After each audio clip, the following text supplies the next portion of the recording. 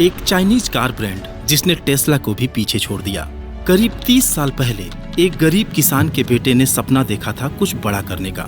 उसे science and technology का ऐसा जुनून था कि बचपन में ही अनाथ होने के बावजूद अपनी मेहनत के दम पर उसने मास्टर्स की डिग्री हासिल की और उसके इसी जुनून और मेहनत ने एक ऐसा बिजनेस एम्पायर खड़ा किया जिसकी कहानी आज सबके लिए इंस्पिरेशन है। वो शख्स जो इलॉन मस्क को भी टक्कर दे दे, जिसकी कंपनी डाइमलर और टोयोटा जैसी दिग्गज कंपनीज के साथ मिलकर कार बनाती हो, जो 2024 में पूरी दुनिया में 30 लाख से ज्यादा इलेक्ट्रिक गाड़ियां बेच चुकी है। जी हाँ, हम बात कर रहे हैं चाइना की BYD की बिल्ड योर ड्रीम्स, जिसने टेस्ला को भी पीछे छोड़ दिया।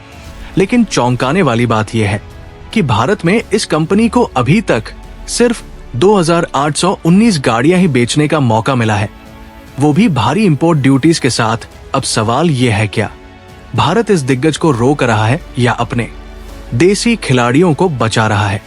एक और मजेदार फैक्ट सुनिए। BYD ने 2023 में भारत में $1 अरब यानी करीब 500 करोड़ रुपए की फैक्ट्री लगाने का प्लान बनाया था, जो हर साल 6 लाख गाड़ियां बना सकती थी।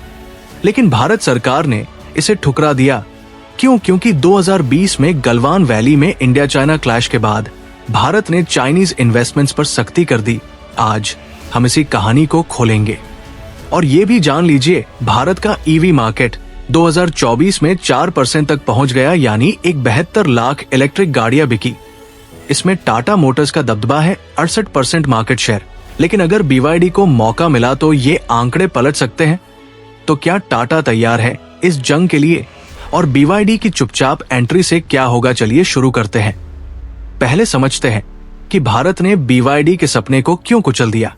तो दोस्तों, आइए बात करते हैं कि भारत ने BYD के $1 अरब के सपने को क्यों ठुकराया। जुलाई 2023 में BYD ने हैदराबाद के पास एक मेगा प्लांट का प्रस्ताव रखा था। 6,000,000 गाड़ियां हर साल बनाने की क्षमता और 8,500 करोड़ रुपए का निवेश। लेकिन भारत सरकार ने इसे साफ मना कर दिया। वजह सिक्योरिटी कॉन्सर्न्स। 2020 में गलवान क्लैश के बाद भारत ने प्रेस नोट 3 लागू किया, जिसके तहत चाइना से आने वाले हर निवेश को सरकार की मंजूरी चाहिए।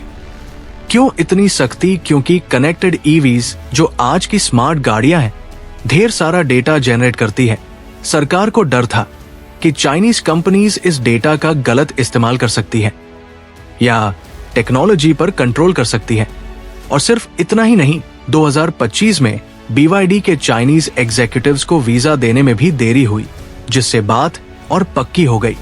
लेकिन मजेदार बात यह है कि BYD अभी भी भारत में गाड़ियां बेच रही है i6 अत्तो 3 सील जैसी मॉडल्स पर।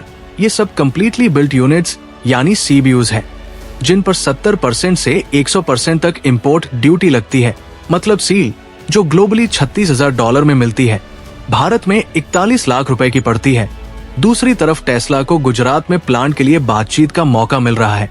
तो क्या ये सिर्फ चाइना के खिलाफ सख्ती है या अपने टाटा और महिंद्रा को बचाने की रणनीति? चलिए अगले हिस्से में देखते हैं।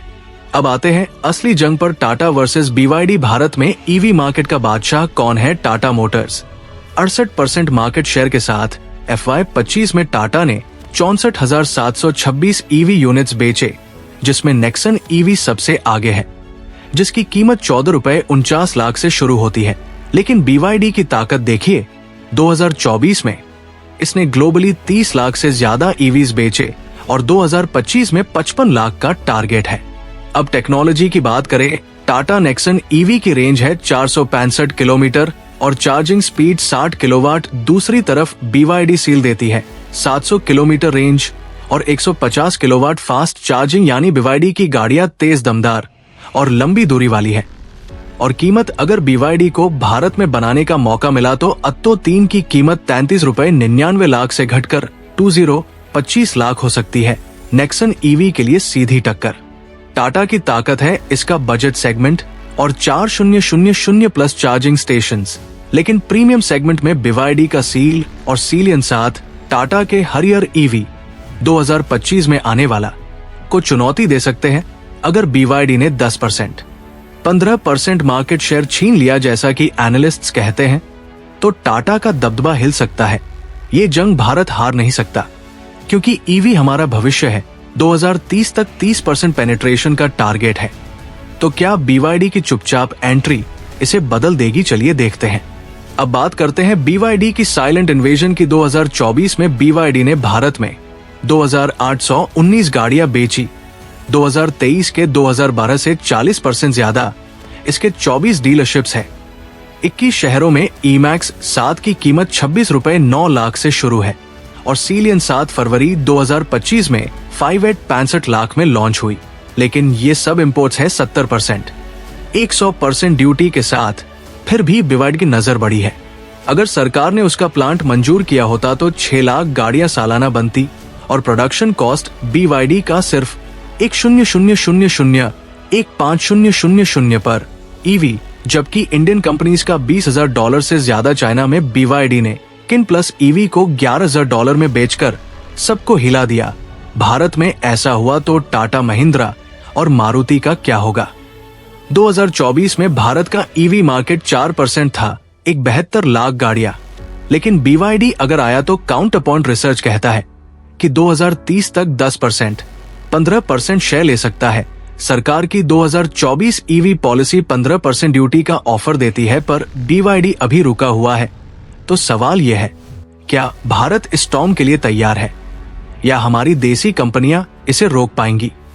दोस्तों, आपको क्या लगता है, BYD को मौका देना चाहिए या नहीं? नीचे कमेंट करें और इस वीडियो को लाइक शेयर करना ना भूले। सब्सक्राइब कर लीजिए ताकि अगली कहानी मिस ना हो। नमस्ते।